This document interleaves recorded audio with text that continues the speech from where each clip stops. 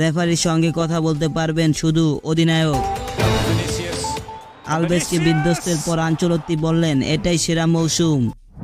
Football মাঠে রেফারির সিদ্ধান্ত পছন্দ না হলে দলের সকল ফুটবলাররা ছুটে যায় তার দিকে। রেফারিকে ঘিরে ধরে তর্কে জড়ান অনেকেই। এমন অবস্থায় বিপাকে পড়ে রেফারি। তবে আসন্ন ইউরোতে স্বস্তি মিলছে রেফারিদের। ম্যাচ চলাকালে রেফারির সঙ্গে কেবল অধিনায়কই কথা বলতে পারবেন। মঙ্গলবার 14 মে এক খোলা চিঠিতে এমনটা জানিয়েছেন উয়েফার রেফারিং এর ম্যানেজিং ডিরেক্টর রবার্তো রোজত্তি।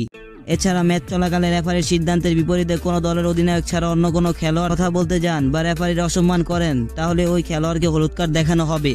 খোলা চিঠিতে রোজত্তি বলেছেন, আধুনিক খেলায় রেফারি হওয়া খুব কঠিন। মাঝমাঠের অফিসিয়াল প্রতি ম্যাচে কঠিন ও মাঝে মধ্যে বিতর্কিত পরিস্থিতিতে বিশাল চাপের অধীনে 200 থেকে 250টি সিদ্ধান্ত নেয়, মানে প্রতি 22 সেকেন্ডে একটি করে, আর সেগুলো প্রতিটি বক্তব্য বিশেষজ্ঞদের দৃষ্টিতে ভিন্ন রকম হয়ে দাঁড়া দেয়। রোজত্তি আরো বলেছেন, তারা ভিডিও অ্যাসিস্ট্যান্ট রেফারির কাছ থেকে অনেক তথ্য পায় এবং আমরা খেলোয়াড় ও কোচদের সঙ্গে কথা বলে এসবের বিস্তারিত জানাতে প্রস্তুত আছি, যাতে তারা বুঝতে পারে কিভাবে সিদ্ধান্ত নেওয়া হয়েছে।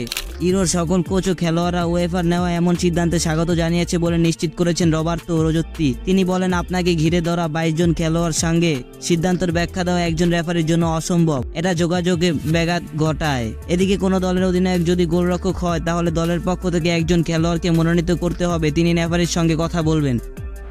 আলভাজকে বিধ্বস্তের পর আনচেলত্তি বললেন, এটাই তার সেরা মৌসুম। মৌসুমের শুরুতে একের পর এক খেলোয়াড় ইনজুরির বড় বিপদে পড়ে রিয়াল মাদ্রিদ। এক সময় তো একাদশ সাজাতেই হিমশিম খাচ্ছিল লস ব্লাঙ্কসরা। তবে স্প্যানিশ জায়ান্ট এভাবে দমে যায়নি। পুরো মৌসুম দুর্দান্ত খেলা লিগ শিরোপা জিতেছে, পাশাপাশি চ্যাম্পিয়ন্স লিগের ফাইনালে উঠেছে তারা। চোট জর্জরিত দল নিয়ে সাফল্য দেখা পাওয়া উচ্ছ্বসিত কোচ কার্লো আনচেলত্তি। তাই ইতালিয়ান এই কোচ বলেন, এটাই তার কেরিয়ারের সেরা মৌসুম।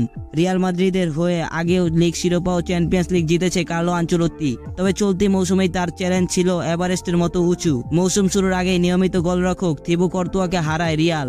এরপর ব্রাজিলিয়ান ডিফেন্ডার এদার মিলিতাও ইনজুরির কারণে দীর্ঘদিন মাঠের বাইরে ছিলেন। মাঠে ফিরে আবার ইনজুরি পড়েছেন তিনি।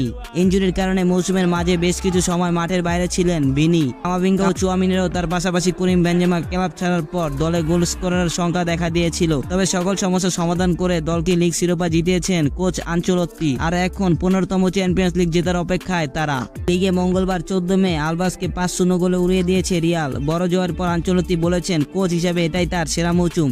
আনচেলত্তি বলেছেন, কোচ হিসাবে এটাই আমার সেরা মৌসুম। দল দুর্দান্ত পারফর্ম করে চলছে এবং লিগ অসাধারণ খেলছে। যোগ্য হিসেবে এই দল লা লিগা জিতেছে, এখানে এক বিন্দু সংশয় নেই। অন্য দলগুলো আমাদের হোঁচট খাওয়ার অপেক্ষায় ছিল, কিন্তু আমরা তো তা হতে দেইনি।